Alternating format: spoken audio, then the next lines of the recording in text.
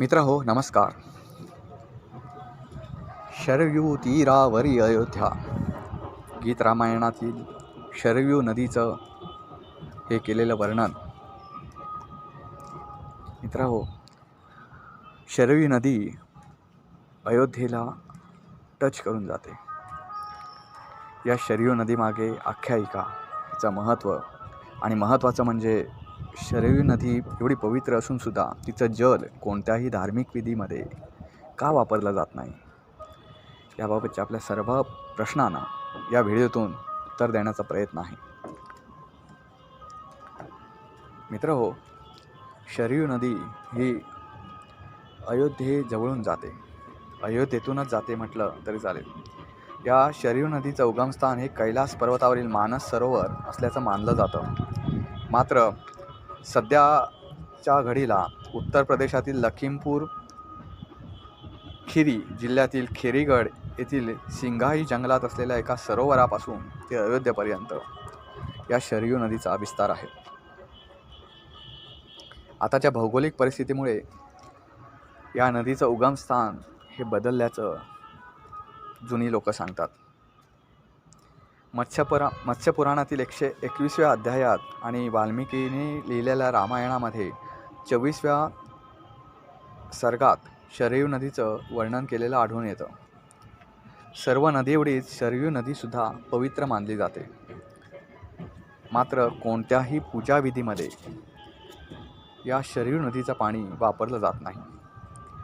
वायुपुराणातील 45वा अध्याय यामध्ये गंगा, यमुना, गोमती, शरयू आणि शारदा आदी नद्यांचं उगमस्थान हे कैलास असल्याचं सांगण्यात आलं आहे.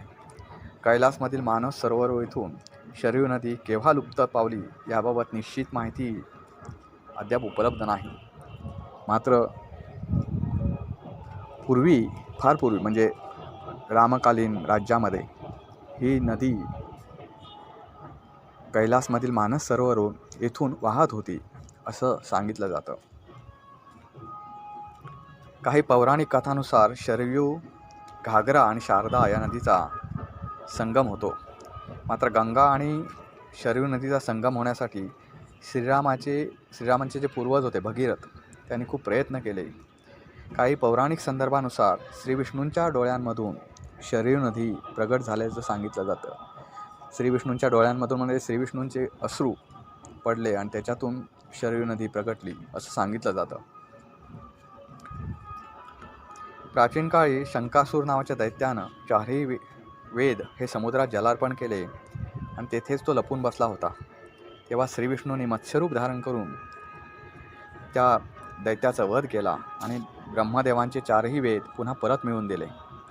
त्यावेळी श्री विष्णूंच्या डोळ्यातून जे आनंदाश्रू निघाले त्याच्यापासून शरयू नदीची उत्पत्ती झाली असं म्हटलं जातं.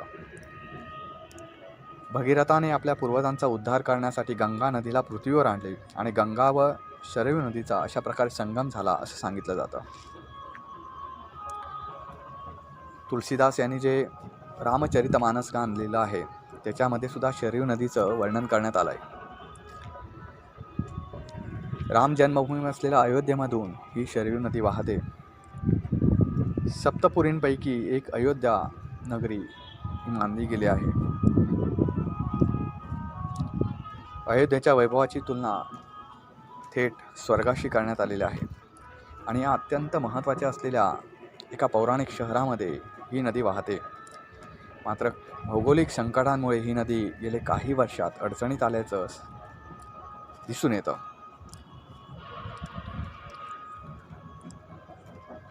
उत्तर प्रदेशमधील बहारीच येथून शरयू नदी पुढे अयोध्येमध्ये प्रवेश करते. प्रथम गोंढा येथे ती घागरा नदीला येऊन मिळते. याला पस्का तीर्थस्थान असे म्हटले जाते. या नदीची लांबी एकूण 160 किलोमीटर अशी आहे आणि ही नदी अयोध्येमधून वाहते म्हणून तिला जास्त महत्त्व आहे. ऋग्वेदातही या शरयू नदीचं वर्णन करण्यात आलं आहे.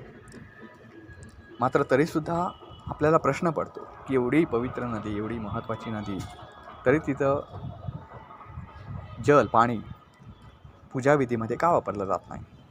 मित्रांनो, त्याचं महत्त्वाचं कारण म्हणजे श्रीराम, लक्ष्मण, भरत, शत्रुघ्न आणि अनेकांनी त्यांचा उद्धार कार्य या शरयू नदीत संपवलं आहे. त्यामुळे चिडून महादेवाने या शरयू नदीला शाप दिला की तुझं पाणी कोणत्याही शुभ कार्यामध्ये वापरलं जाणार नाही. अखेरीस शरयू नदीनं महादेवाला शरण जाऊन सांगितलं की प्रभू, माझ्या पाण्यामध्ये अनेक देवांनी अवतारकार्य संपवलं, याच्यात माझा काहीच दोष नाही, मला उशाप द्यावा. त्यावेळी महादेवाने तिला उशाप दिला की जरी तुझं पाणी कोणत्याही धार्मिक कार्यात वापरलं गेलं नाही तरी तू पवित्र नदी मानली जाशील. आणि त्यामुळे शरयू नदी ही पवित्र मानली जाते.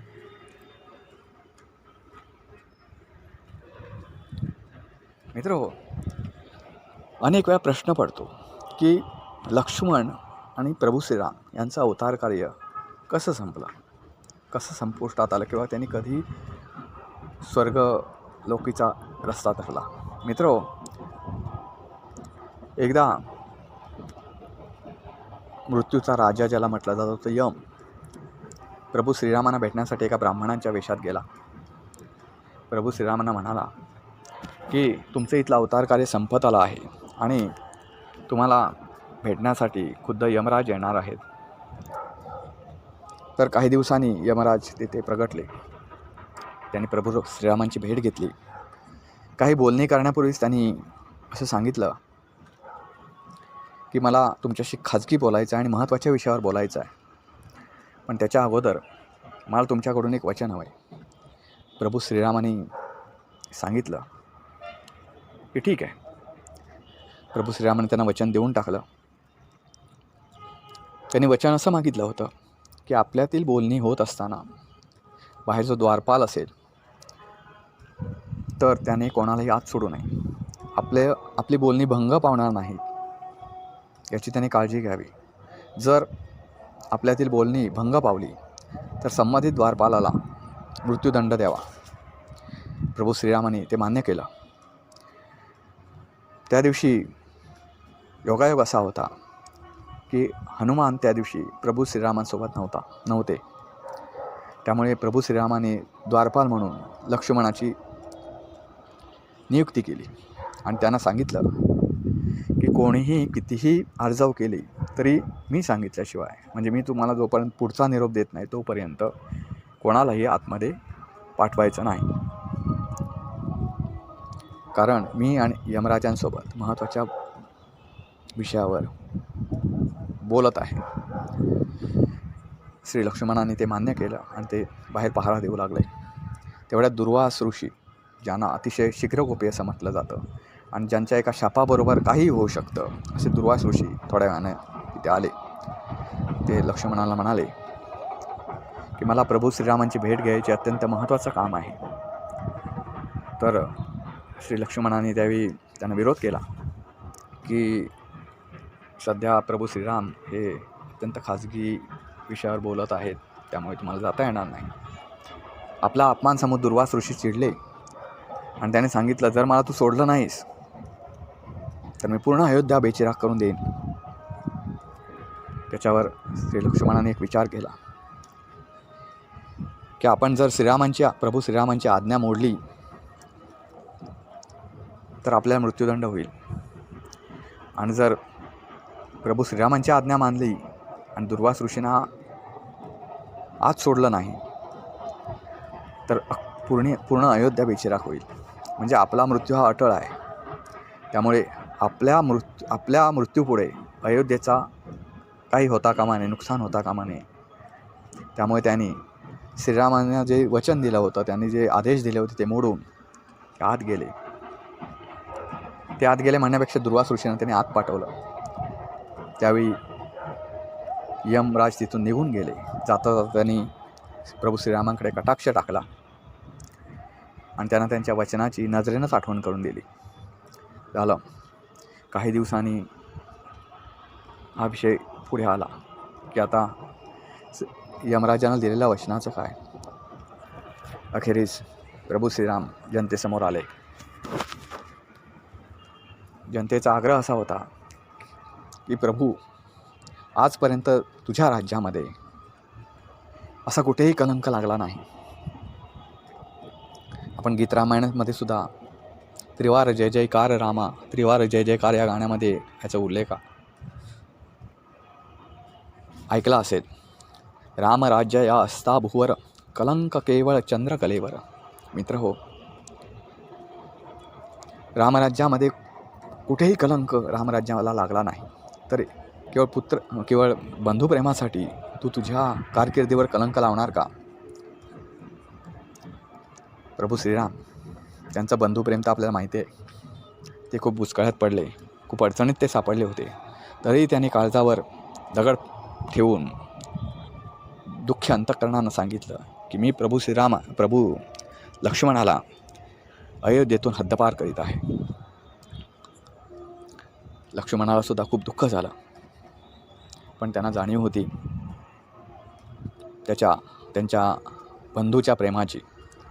त्यांनी अखेर अयोध्येतून जाताना शरयू नदीत आत्मसमर्पण केलं, आत्मबलिदान केलं. मित्र हो, या दुःखद असा प्रसंगातून प्रभू श्रीराम पुढे कधीच सावरले नाहीत आणि पुढे काही दिवसांनी त्यांना त्यांचं अवतार कार्य संपवण्यासाठी निरोप आलेलाच होता स्वर्गलोक येऊन. त्यामुळे त्यांनीसुद्धा शरयू नदीत आपलं अवतार कार्य संपवलं. मित्र हो, शरयू नदीचं महत्त्व आणि प्रभू श्रीराम लक्ष्मण यांच्या अवतार कार्याची अशा प्रकारे समाप्ती झाली. मित्र हो, हा व्हिडिओ तुम्हाला कसा वाटला ते नक्की कळवा. चॅनेलला सबस्क्राईब करा. असे नवनवीन व्हिडिओ, नवीन माहितीपर व्हिडिओ, आध्यात्मिक व्हिडिओ आपल्याला ऐकायचे असतील तर चॅनेलला सबस्क्राईब करा, व्हिडिओला लाईक करा आणि व्हिडिओ कसा वाटला याबाबत कॉमेंट्समधून नक्की कळवा. पुन्हा एकदा भेटू अशाच एका नवीन व्हिडिओसह. तोपर्यंत नमस्कार.